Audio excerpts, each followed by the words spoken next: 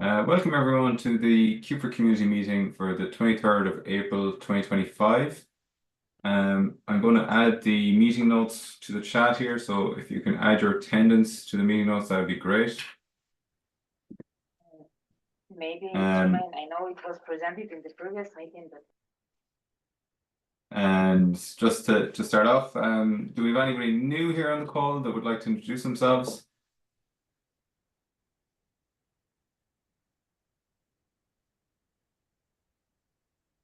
Okay, I don't think we have any new members today. So moving on to the scheduled check-in. So for the 1.6 release schedule, yes, we should be getting a new release. We should be getting the 133 release of Kubernetes today, I believe. I'm not sure. I haven't checked if it's released yet. And then next week we should be getting the alpha for 1.6.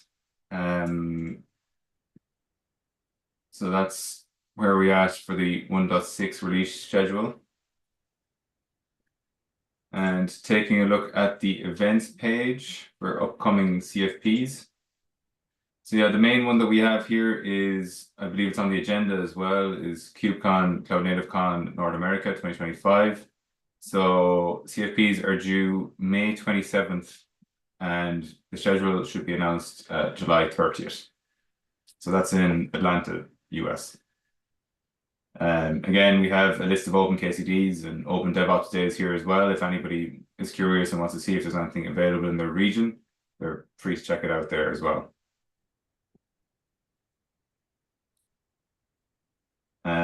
And then moving on to the agenda. So we have an FYI here for April 30th. We have a VEP freeze date.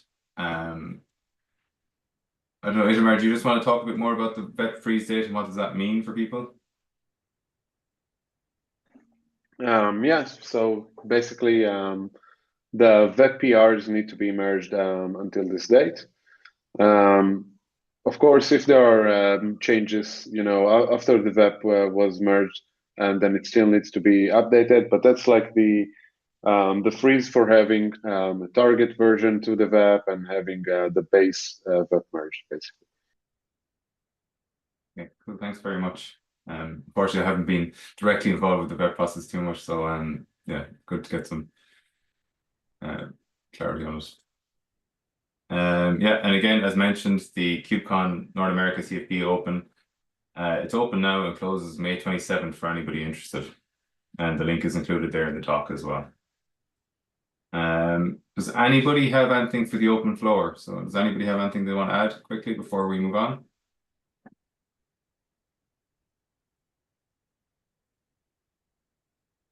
Maybe there is one thing that I can talk about. So I've sent a mail a while ago about moving cgroup v1 into maintenance mode. There were no objections. So I posted this PR. I'm really not sure it's the right place to announce this kind of thing. But if you either have objections or have suggestions to like whether where to announce this, could be great.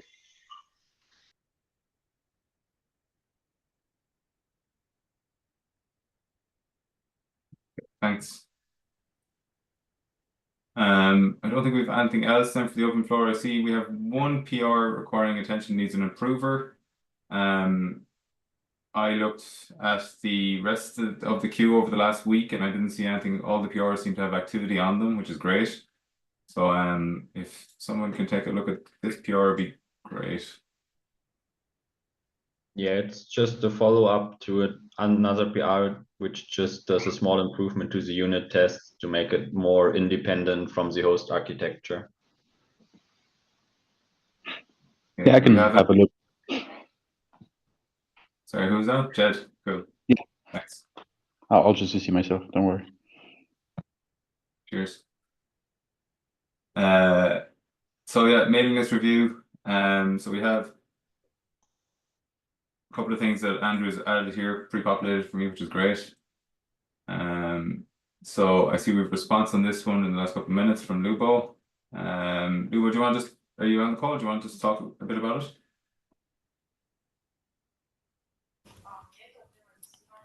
Yeah, I'm not sure if I can add anything there, but yeah, I guess the first step would be to find out if it's a scheduling problem or if it's actually scheduled and then the problem is getting into the running phase. And from there, we can probably give some tips. Okay, cool. Thanks for taking a look at that. And again, this is again the mailing list post from, I guess, Itamar on the moving secrets v1 to support maintenance mode. And yeah, there's been a follow up from Itamar as well with the list of PR. So if anybody has any feedback, that would be the mailing list would be the place to have that. And here's one from myself. So unfortunately, we received some sad news late last week that we're losing the ARM hardware, so that's being decommissioned, which means we don't really have a place at the moment for ARM testing. So we're looking at different options, but we've nothing concrete at the moment. So that's why I just gave this brief update to the community earlier on today.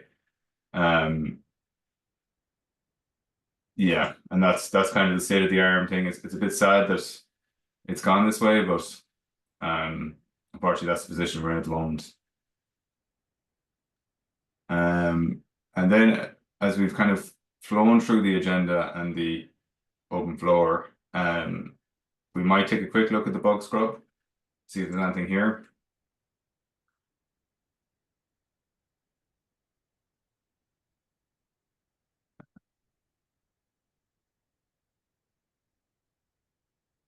Okay, so that was recently opened by Felix, and he was already talking to me about that one, so that one's we're aware of. A couple of flaky tests that were raised this morning. I believe we still have a PR open on this to get this quarantined. If anybody could take a look at that, it'd be great, because this flake is actually quite bad.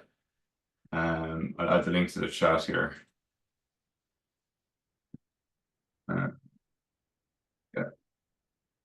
this one. So we kind of need to get that one approved before it causes any more damage.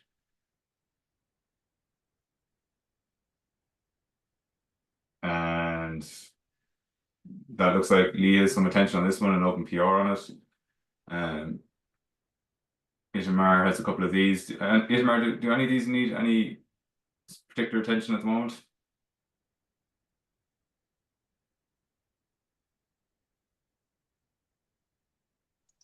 Yeah, I'm sorry.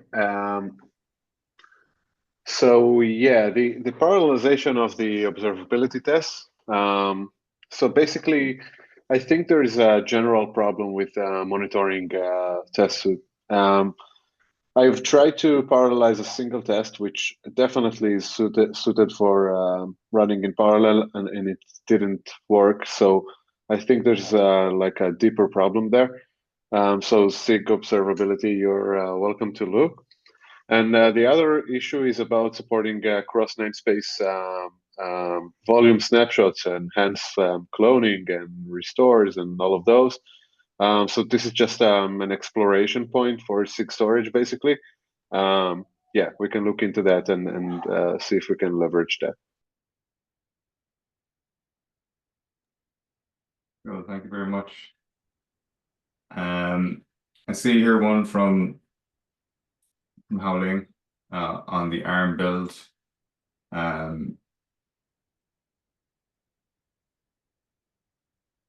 So yeah, I can reach out to Howard on this one. Oh, there's already activity on it. Sorry, my apologies. And this one,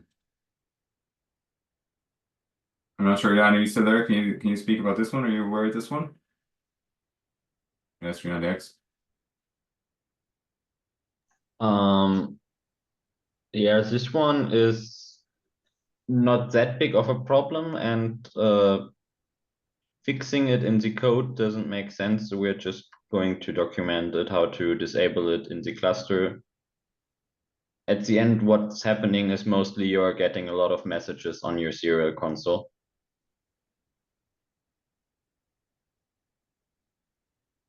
Okay, cool. Thank you. I think that brings us up to last week, and I see a lot of these issues already have comments on them.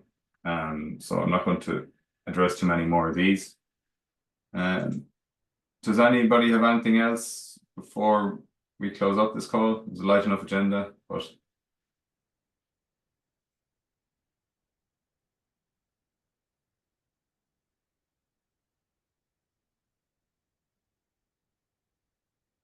no?